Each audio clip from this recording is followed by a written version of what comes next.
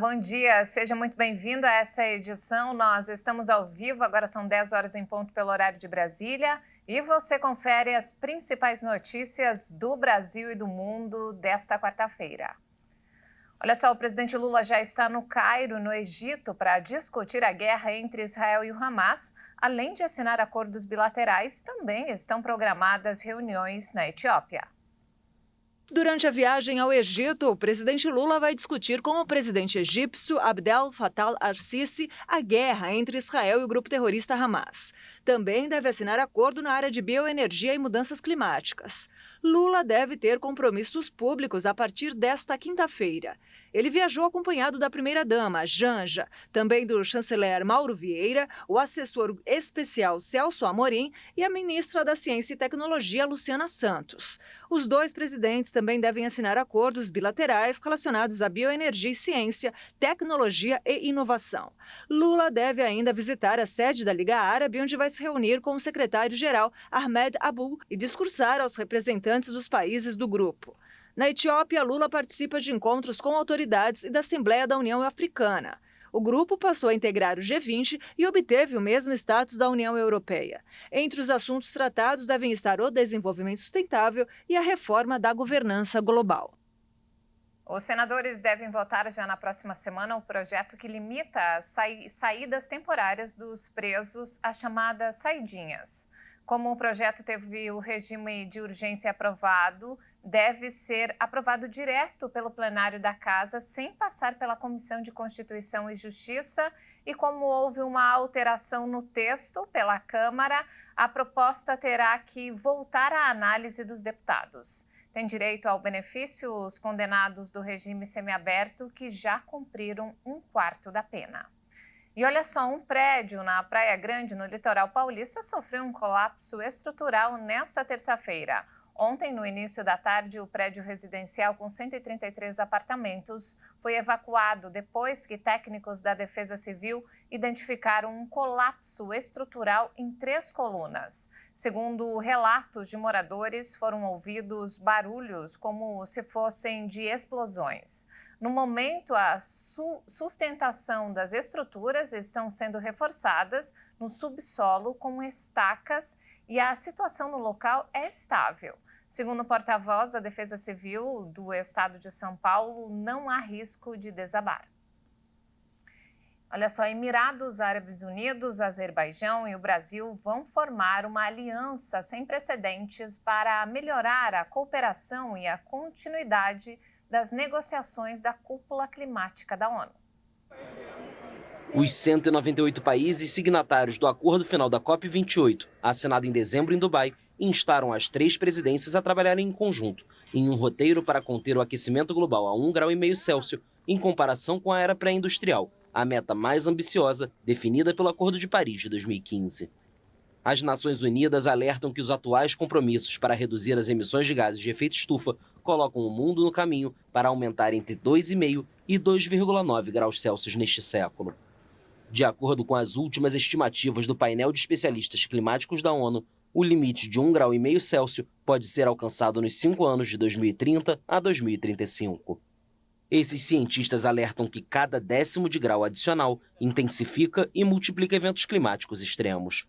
A aliança, segundo o acordo final da COP28, deve fortalecer significativamente a cooperação internacional e o ambiente internacional favorável para impulsionar a ambição no próximo ciclo de contribuições determinadas a nível nacional. Com essas contribuições, os signatários referem-se aos planos de redução de emissões de cada país, que devem ser revisados para cima antes da COP30 na cidade de Belém, no Pará, em 2025. A pressão internacional para alcançar um acordo de trégua entre Israel e o Hamas se intensificou, apesar da ameaça de uma ofensiva israelense em Rafah, no sul da faixa de Gaza, onde se refugiam mais de 1 milhão de palestinos. O diretor da CIA, William Burns, o chefe do Mossad, David Barnes, e o primeiro-ministro do Catar, Mohammed bin Abdulrahman Al Thani, se reuniram com autoridades egípcias no Cairo nesta terça para discutir uma trégua em Gaza. As conversas ocorreram em um ambiente positivo, segundo a emissora Al Qahera News, que citou um alto funcionário egípcio. Já o líder do Hezbollah libanês pró-Irã condicionou nesta terça o fim dos ataques de seus homens contra o território israelense a uma trégua em Gaza. Hassan Nasrallah acusou mediadores internacionais de tentarem apaziguar a tensão no sul do Líbano para proteger Israel. O Hezbollah começou a disparar foguetes contra posições militares no norte de Israel um dia após o início da guerra em Gaza, desencadeada em 7 de outubro pelo ataque de seus aliados palestinos do Hamas no sul israelense. Em resposta, Israel lança frequentes bombardeios no sul do Líbano e ataques contra os líderes do Hezbollah. Os confrontos provocaram o deslocamento de dezenas de milhares de pessoas de ambos os lados da fronteira. O Senado dos Estados Unidos aprovou nesta terça-feira 60 bilhões de dólares, quase 300 bilhões de reais, em financiamento para a Ucrânia, mas o projeto corre o risco de não ser aprovado pela Câmara dos Representantes de maioria republicana. O pacote aprovado, de 95 bilhões de dólares, também inclui financiamento para ajuda militar a Israel e Taiwan, outro aliado estratégico. Mas a maior parte foi destinada para reabastecer os estoques esgotados de munição da Ucrânia, armas e outras necessidades cruciais, à medida que a invasão da Rússia se aproxima de entrar no seu terceiro ano.